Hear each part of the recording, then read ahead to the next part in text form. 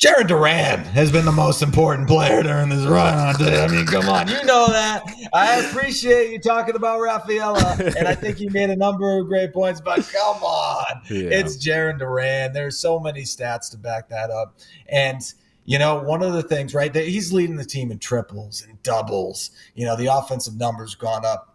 The defensive play and the outfield, whether it's left or center field, made a home run robbing catch against the Reds in the ninth inning with Kenley Jansen on the mound. I mean, come on. Outstanding play out there. But one of the things that Alex Cora had talked about over the weekend, Ountae, was the fact that, he wants – this is a young baseball team we got, right? Mm-hmm. And we're looking at a young baseball team. And if you were to say, hey, who's the leader of the Boston Red Sox right now? You might struggle with that answer, right? Because there's no big poppy on this team. It's like you don't point at one guy and say that's the guy. There's no Derek Jeter, right? The Yankees, right? Yeah.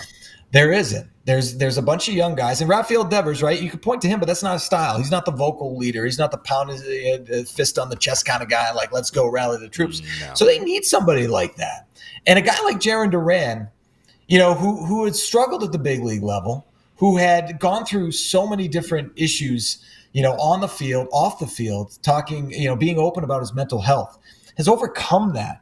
Now, that's not to say that type of thing just goes away. He continues to work at that. And that's the type of guy that you want to be a role model for your younger players. That's the type of guy who has been challenged by Alex Cora to play 162, who has done that so far.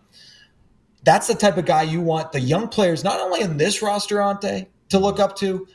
You look at the system, and you look down at Double-A, and we've talked about how good that crop of talent is. They're going to be coming up soon, right? They're going to be making their way up in the next year or two. Who better than Jared Duran with this style of play, the fact that he's performing now at a very high level, an all-star caliber level, who better to have as a leader than that guy? Yeah, I would agree with that. He's definitely the leader of this team, or at least becoming one of them, and I think he learned a lot from having Justin on the team last year and his leadership that he really brought to the team, being an everyday guy. And so I think obviously hearing and seeing the Verdugo saga and how he wasn't great as a leader with this Boston Red Sox team, you can learn from, positive things and negative things. And I think he's taken on that challenge, and I think he's going to continue to take on that challenge. So I love that take. All right. I don't hate me, man. I'm all in on the Duran sweepstakes. I got nothing but love for you, man. And, I do want to get your thoughts on another Red Sox topic because, Jared Duran, has been outstanding offensively, but there's another guy who's been incredible offensively, and Connor Wong, caught the entire weekend series against the Reds, extended that hit streak to 13 games, had 2 home runs in the series, getting it done behind the plate, has really emerged. He's close to qualifying to be, among the league leaders in batting average, right? He needs like 20 or so more plate appearances to do that, and they'll get there. So with that said, you think about the Mookie Betts trade, and I hate to bring that up, but you think about the Mookie Betts trade, and you think about the return that you got, right? Yep. And, Alex Verdugo, Connor Wong, key pieces to that.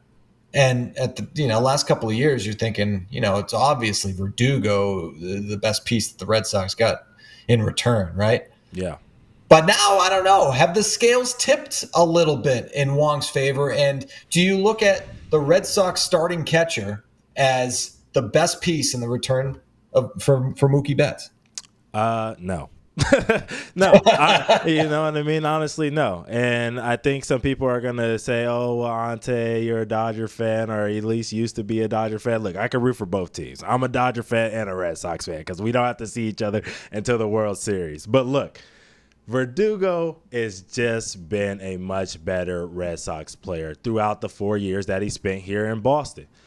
Him and Connor Wong both have 4 years. Obviously, we know Wong is in his 4th year now with the Red Sox, and he's hitting well. No question about that. But recency bias is a real thing, and I'm not going to let everyone forget about all the great moments and years that Verdugo had as a Red Sox. I mean, his worst hitting year was last year. And last year, there was a lot going on. He lost his grandmother. There was some battles between him and Cora, allegedly.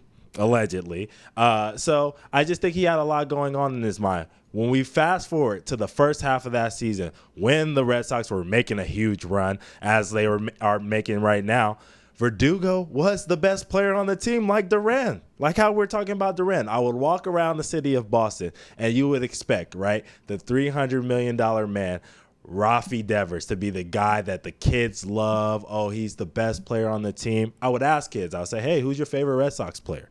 And more often than not, they would come back and say Alex Verdugo, because he had that kind of effect on this city. He was a winner here. He has huge moments. We can't forget about the 2021 AL wildcard game against the New York Yankees. He had 3 RBIs and that double that he hooked over there near the right field wall. It was just beautiful, man. So I just got to say, he was the only guy who had a positive defensive WAR in 2023. So even the year that he wasn't the best with his bat, he still got it done on the defensive end, and he has a ton of big moments. And over his career as a Red Sox, he batted 280. What more could you ask for? No, I agree with you. I do. And I think, one thing that you said in there, recency bias is a real thing. And it is a real thing, because Alex Verdugo was here for 4 seasons. Alex Verdugo did perform at a above average to even high level for 4 seasons, especially with his play out in right field. He emerged. Right field is the toughest spot to play in the outfield at Fenway Park. Man. There's a lot of room out there, and he made a number of great plays. His outs above average it was among the league leaders among right fielders, and he was in the conversation for a Gold Glove, and he was. And I think that you have to remember that when having this conversation. And you mentioned the butting of the heads with Alex Cora, the showing up late to the ballpark, getting benched, that all happened in the final season, going through some stuff off the field as well. But, I will say this about Connor Wong. So a much smaller sample size that we've had with Connor Wong than Alex Verdugo, because Wong really didn't emerge as the Red Sox starting catcher until last year. Mm-hmm. I wonder if it's going to take Wong this season, next season, or beyond to be considered the centerpiece. I honestly think if he continues to play like he is at a high level this year and next year, I think he becomes the centerpiece of that deal. Wow. No, and I do, only because of the position he plays too, Ountae. You got to handle the pitching staff as a catcher. All right, offense is not your primary role, and he's done a good job doing that. And that's not an easy job. And he's also look, he's not going to play 162 like Jarren Duran, but he's also, a lot of guys.